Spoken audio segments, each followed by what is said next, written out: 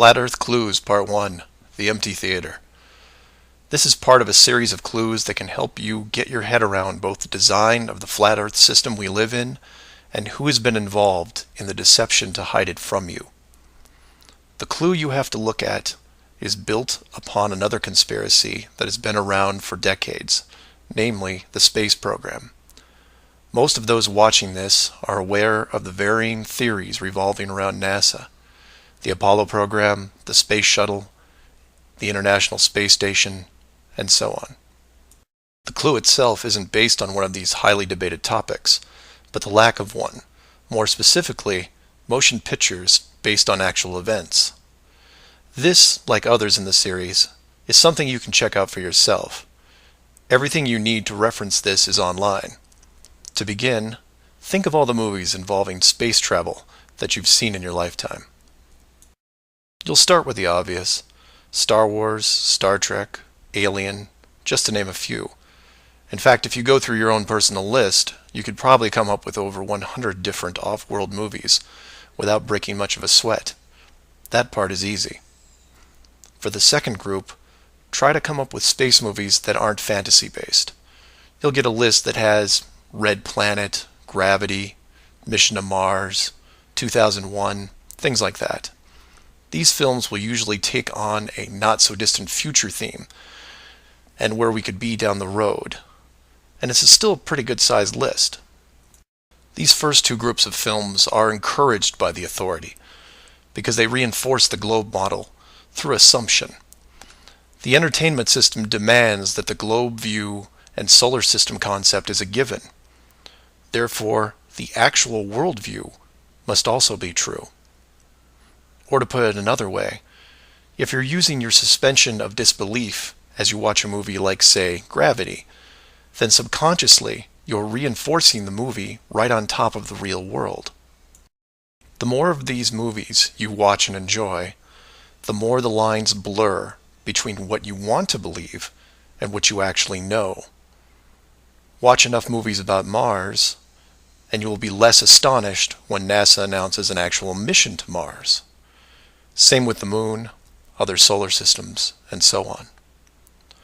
Releasing the movie 2001: A Space Odyssey in 1968, right before the actual Moon missions, was no accident. It took the greatest director of all time 5 years to make, and several people who saw the theater screenings claimed that many military groups were listed in the credits, only to be removed years later. But 2001 is just a side note of this clue. For those who really want to dig into Stanley Kubrick's hidden vision, I highly recommend the documentary Room 237. A link to it is below as well. Now you are aware of the first two groups of space films.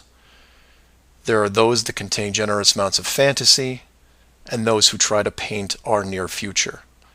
These two groups are easy to find. The third group is a challenge, and again, that's where things get interesting. The Moon missions concluded in 1972, and even though it's still considered the greatest achievement by mankind, no fact-based movies were made regarding it until The Right Stuff was released in 1983. Now you might say that it had only been 11 years, and maybe it was tough to get the rights, and so on, but that's not what made the film interesting. The movie ran extremely long for 1983, coming in at 3 hours and 12 minutes. It was an exhaustive look at the astronaut selection process, the competition, and the training facility itself. But when the credits rolled 3 hours later, chronologically, they had only gotten to the low Earth orbit missions. Just for fun, Google The Right Stuff movie and see how many spacecraft you can find. It won 4 Academy Awards and did a great job at the box office, but the Apollo missions were never touched.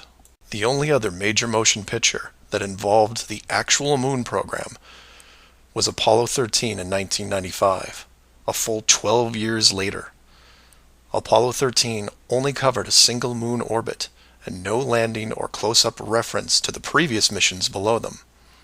And after 1995, that was it. Nothing. Hollywood is known for leaving no stone unturned, with reboots and sequels to nearly everything. Yet in almost 60 years, There has never been a single moon mission movie based on actual events. Hundreds of science fiction films reference in it. Everything from Superman to the Transformers.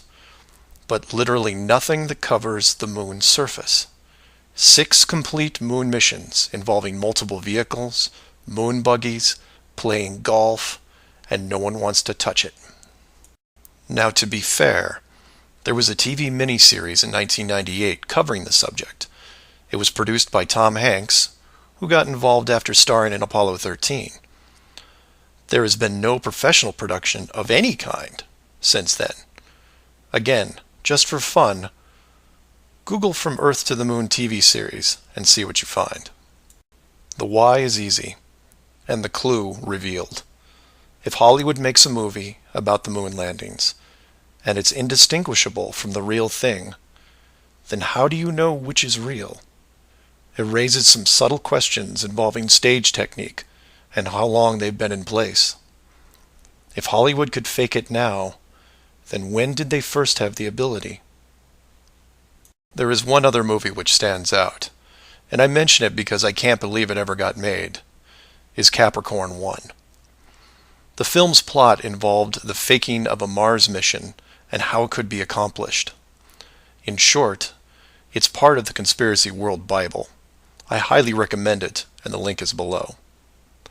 To summarize, all space movies are encouraged by the authority, except for the ones that are based on actual accounts.